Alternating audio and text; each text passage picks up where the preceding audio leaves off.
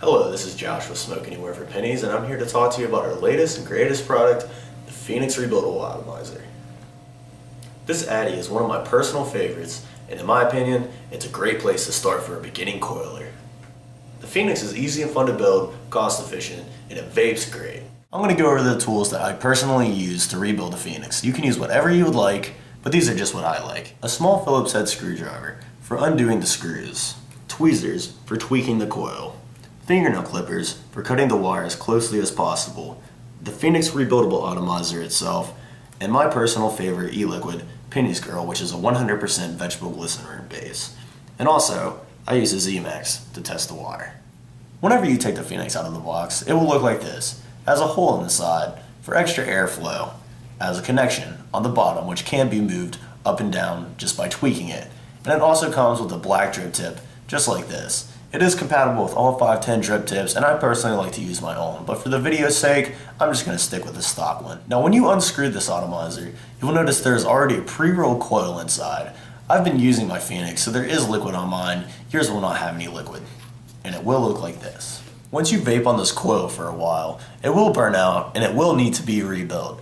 We're going to start doing this by loosening these screws right here. Remember not to take them all the way out, because they will get lost and there is no need to do so.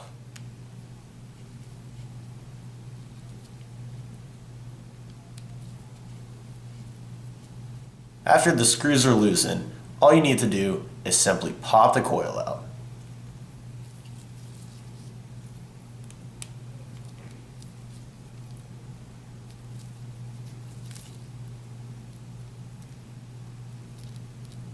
You will need silica wick and 32 gauge Kanthal wire for this device. You can find both of these on SmokeAnywhereForPennies.com. So what I'm going to do is I'm going to take my fingernail clippers and cut about 4 inches off both the wick and the wire.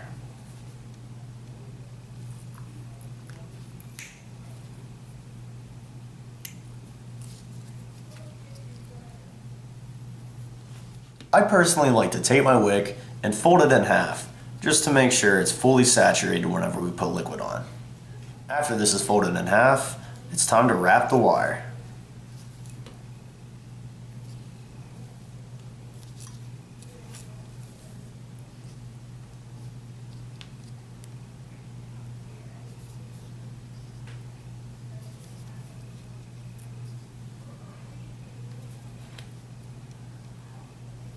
Your finished product should look something like this. I generally wrap my wire around my coil 3 to 6 times depending on what resistance I want. The more times you wrap your wire around your wick, the higher the resistance is going to be. Once you have completed wrapping your coil, you're going to want to put one side of your wire under this screw and then the other side of your wire under this screw. I've now completed getting the wire under the left screw on this side. All you have to do now is tighten it down.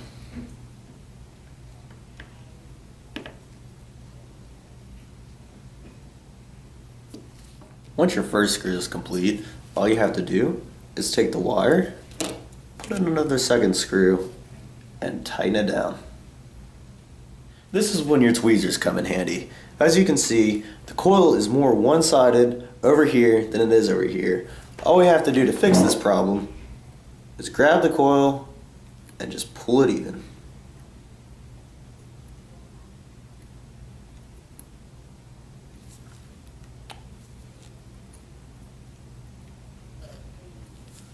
And there we go. Your next step is going to be to cut this excess wire off. This is why I use fingernail clippers, so I can get the cleanest, closest cut possible.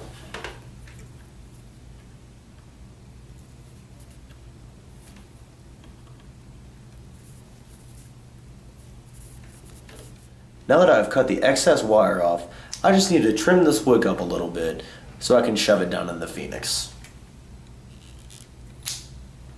Now that our wick is cut, we have 2 separate pieces of wick, but we only need 2 sides of it. So what I'm going to do is I'm going to take my scissors and I'm going to cut 2 ends of this off. I'm going to cut this one right here, and I'm going to cut this one right here.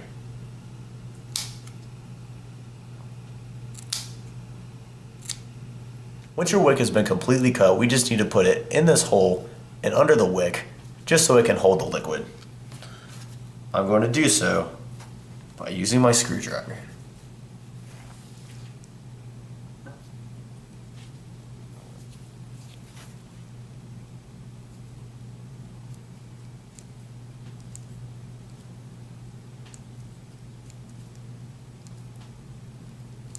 Once the front side is pushed in, we just need to put this excess wick under the coil.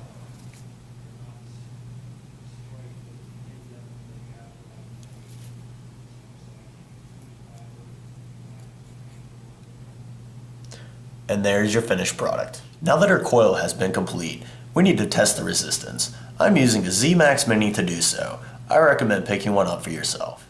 As you can see, my Z-Max Mini is not picking up the Phoenix. Don't worry if this happens, I'm going to show you how to fix it. Now what you're going to do if this problem happens to you is you're going to take your Phoenix and you're going to flip it upside down. As you can see, the connector is shoved kind of far up in the atomizer. So what I'm going to do is I'm going to take a little screwdriver and I'm going to pry it out.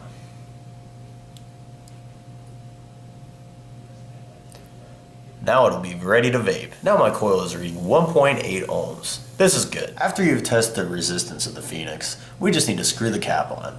Notice which side the coil is on, because you want the air hole in the cap to line up with it.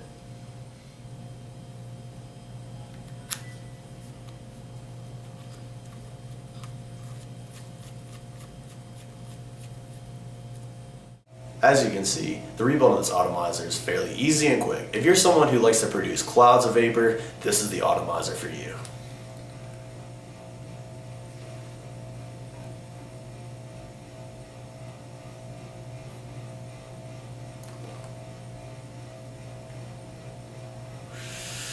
If you have any further questions about this atomizer, just give us a call or come by our storefront. I'm Josh Ward. Thank you for watching.